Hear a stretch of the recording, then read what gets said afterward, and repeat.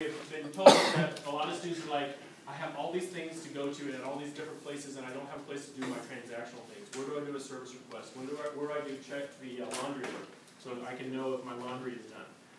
If I want to get my mail, as we get more mail, electronic mail service, we'll be able to use that with this product as well. So students will basically be able to go to this website, do all the different things that you would do on a mobile app, and then be able to have those transactional activities at their fingertips.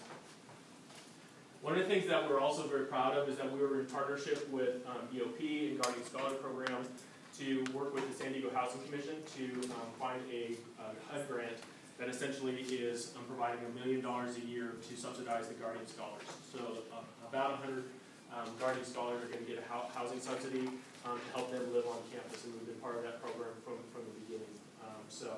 But that was one of our accomplishments this year, and this is the first fall that we have folks actually under that program. Some of our completed projects, we just did about a $3 million renovation of the common areas of Chapultepec. Anyone live in Chapultepec? Okay, have you been there lately? No. Come on by. We put the wrong paint sheen on here, so the flat paint that we put in there is showing scuff marks already, but we'll fix that during winter break. But already we've kind of updated this and made a little prettier version of its former self. Updated the lounges. Have a community kitchen that's a little more accessible than the little cubby hole that we had in the past. It's even happier, Chappie. Yay! You want to move back in, don't you?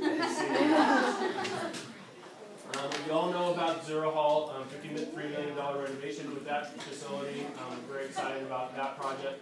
And we really did know there was a lot of experiments that were done in the building in terms of the types of furniture that we did, the kind of types of spaces. Just did a tour with some colleagues from San Marcos yesterday, and we saw students throughout the building. Where if you go to common areas of a lot of our buildings, you usually don't see that until the evenings. It was the middle of the day, and people were studying and hanging out and having fun. So we think we did a lot of things very well there. In terms of look ahead, South Campus Plaza, $143 million project. This is a mixed-use project. Yes? Are the balconies, are those off common areas or those? No, we do not put balconies off common areas any longer. We learned our lesson with Zura Hall a long time ago.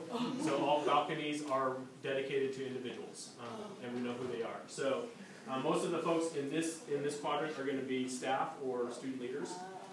So they'll have that kind of additional luxury, if you will. And Kara will also be able to reward or... And there might be someone in the room who's moving to this building. So just saying that.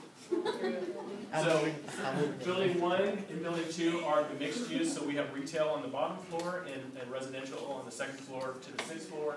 The parking structure is building 3, and that's going to be transient parking. So basically that means it's just for the folks who are on campus for a short period of time. Our parking permits will not work there.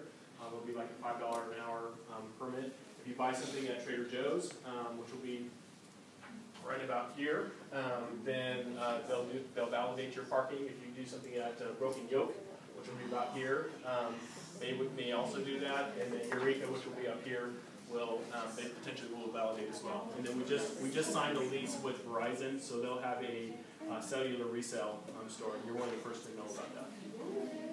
Will all the retail spaces be opening up at the same time as? They will not. So basically the residential pieces was first. That was the most important, was to get the students in. Trader Joe's was the first to be leased, and so they will be the next one in. They would like to be in as soon as they can because they'd like to start making money. So many people, students, staff, faculty, and then the community at large are so thrilled about having a Trader Joe's on that close by. So I would not go there at 4:30 if I were you, because all of SDSU is going to go there after work at that time. So. And just so you know too, none of those, sorry to say, none of those will be on the meal plan. So students need to know that as well. Yeah. So some renderings of the north building. So this is building 1 and what the lobby will look like. This is going to be a little more spacious and grand than the south building. Same amenities, but a little different configuration. So we'll have a digital signage wall and some nice soft seating around with a desk that has both hospitality and security in mind for folks. Another version of that, looking towards college. Upstairs, we'll have a little lounge next to our kitchen, and so it'll be a little bit different than this. We've made some changes, but basically a community kitchen on the second floor. We'll also have on most floors two study rooms. One will be active like this. We'll have dry erase and television so you can plug in for your PowerPoint, and then there'll be another one that has no technology. It's just more for quiet reading or what have you. So we'll have both active on second through the sixth floors. This will be a amenity on the second floor. We're calling it a high-tech conference room, but this will be something that we can use as a room similar to this, where we can have it in an O, we can have a classroom configuration like this, but it'll have all the technology in it. And then this will be what the STAR Center looks like, the Academic Resource Center, where folks can do tutoring or print off papers or what have you, do some studying. We'll also have a meeting room that has what we call nano walls. These are walls that basically open up to the outdoor terrace. And basically we'll be able to have receptions out there, be able to do your Super Bowl party, all kinds of things. So indoor, outdoor, similar to what we have in Zurich, we've been in that building. The lounges, the elevator lobbies, on the second floor we'll have a pool table, and then going up we'll kind of have some nice soft seating and televisions for folks to hang out. What the hallways will look like, and then this is what the room will look like. So the bathroom is about right here. It's off screen, so with a shower and toilet, and then there'll be a sink over the side. I love this woman because I think she's part of the Lewis and Clark expedition to search for something. But this is a double configuration. In a triple configuration, we'll have the bunk bed in the loft, similar to the isometric that you saw in the other spaces. But there's a little more square footage in these spaces than there are in some of our other halls. This is one of those corner spaces, and this is what most of those will be RA or staff rooms, and so they'll have a little couch to allow folks to be over there. We thought it would be fun for you to kind of see Eureka. Has anyone been to Eureka in UTC? Okay, so similar or other places. So Eureka actually started in Eureka, California, and they like to be close to universities now, and so as they expand. So they're going to be in the north part of the north building, and so they'll have this outdoor patio. This is kind of what the rendering will look like. So this is kind of going to be a green space. I'm kind of standing near the MTS bus or trolley station, bus station. Have an indoor-outdoor bar and sit-down restaurant. So if you're familiar with Red Robin, it's going to be kind of that similar vibe for folks. So that's South Campus. This is kind of where we are now. Again, this will all be green space. This is that patio that we were just talking about. All this will go away. So this will be grass and then hardscape over here. And then once we move out of Tenochtitlan, we're going to go back and finish the renovation that we started this last summer. We renovated all 8 bathrooms. We're going to go through and update the hallways, the lounges, and then the resident rooms to basically make it a new version of its former self. People will ask what are our rates for next year. So for this next year, we're going to be charging $14,725 for a double room. We think the 10 meal plan, again, the meal plan will actually change a little bit. On the apartments, we'll have $885, $89 for a double room. The meal plan is our tier 1 apartment. That's a 9-month license agreement, and then we'll have an 11.5-month license agreement. That'll be tier 2, which is our Granada Hall apartments, which is $12,874. One of the things that might be interesting for folks is that we've actually benchmarked with Aztec Corner, Boulevard 63, Sterling Alvarado, some of the larger apartments in the area, and we're with the 11.5-month lease. We are about $20 apart, and they don't include our REO staff with programmatic support. So, I just wanted to add, this is really for your information. When it gets down to real specifics about finances or other, particulars, you really want to defer to the expert. So I saw you guys writing ferociously. I just want to make sure this is not something that we would expect you to know. I don't even know this. Yeah, ferociously write down our website. Exactly. and the concept of it's about the experience, not about the building. It's exactly right. Thank you very much. Yes. So yes, you do not need to know these numbers. You don't need to quote these numbers, and please don't actually, because these are just being submitted to the president for approval now. We just met with RHA Monday. And so as soon as these are approved, then we'll put them on our website and everything, you can just point them there. And that'll be the best thing, keep us all out of trouble. So, we are open to questions. We also have, Michelle, we have a briefing for the sophomore program, so we can do some of that very quickly if you have time. Yeah, we can do that too. I'm wondering too, I'm thinking about experienced ambassadors too. Yes. And it would be amazing to have you come, schedules permitting, but to a Monday meeting. Yes. We'd be happy You to. know, while we're all together. Okay, so why don't you just, Can we table it? Yep. Is that okay, you all? yep. Yeah, So okay. why don't we just answer questions for this kind of basic information that we just shared? You keep saying you're gonna change the meal plans, but what are I know you haven't nailed down the specifics yet, but what is it going towards? There's three proposals. One for the first-time freshmen, there's two. One is that they keep what they've always done.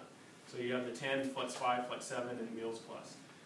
The other proposal, which is the new for freshmen, is that there'd be 3 declining balance. So basically, there would be an admin fee, and you would just have that money on your account, and you'd have the entire year to spend it.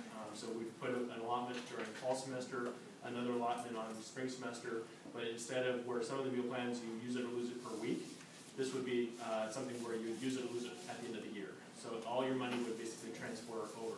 There's a lot of pros and cons to that. The pro is that the students have mass flexibility. It's like cash, so they can go blow all their money the first day if they want to. That's also the con, is that some students will blow all their money, take their entire floor to dinner. But that allows us to do a little more on the educational side. We are trying to help students become more financially self-sufficient, and everything else is actually part of the mission that we have. And so it actually has some possibilities, some possible wins. And a lot of campuses do both. And so we're kind of that. When we did a straw poll at the RITA, our student government on Monday night, I think most folks like the declining balance. And so we kind of see if that's what we landed on. For the non-freshmen, for the folks in the apartments, this past couple of years we've had an apartment meal plan, which was essentially declining balance at, you could buy in at $3,200. We found that there's a lot of folks who want a declining balance, but they don't want to have to commit that much money to it. So they're looking at 3 different plans that are essentially smaller than that. So $1,600, I think $2,000, and $3,000. I think are the 3 areas. So you buy in the declining balance. There'd actually be a little discount for those folks as well. So we're going to see how those all play out. With the declining balance, is that paid monthly like it was with like your resident stuff, or is that all up front? So all of the housing bills are paid twice a year. So we bill, or 3 times a year if you're on the 11.5 month apartments. So we bill everyone on the beginning of fall and the beginning of spring unless they want the installments. And so the installments, and this is really, actually, I'm glad you asked this question, because we have 8 installments for a 9-month or essentially 10-month if folks are continuous halls program. So it's not a monthly bill. It's a installment. 8 installments for the 9-month halls and 10 for the 11.5-month apartments. So you said that freshmen are gonna be living on for 2 years, so is that gonna, my question is where they're gonna go? Because I know that we have a lot of freshmen. Yeah, So, it's a great question. So can we just give a little quick Of course, teaser on this? So essentially what we're going to do is we're going to, with South Campus Plaza, this adds between 600 and 900 beds in our capacity. There's a lot of apartments that Aztec Shops owns that are not under our license agreement right now. We're considering purchasing additional apartments, and then we're also going to be building additional residence halls. Did anyone live in Quikicali as a freshman?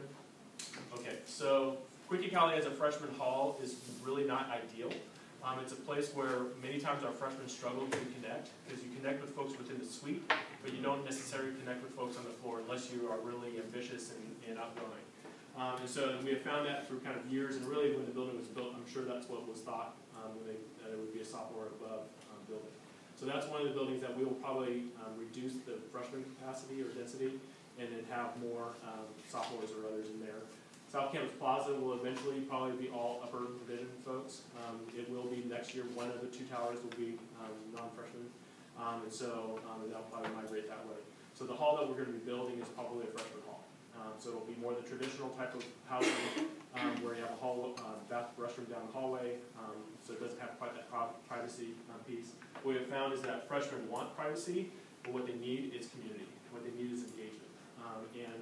Many times people are leaving in good academic standing, financially they're fine, everything else, they just don't feel like they belong. And we want to do what we can to help reinforce that belonging piece. Since there's gonna be new freshmen, like residents all built, does that mean that more freshmen are gonna be let in, or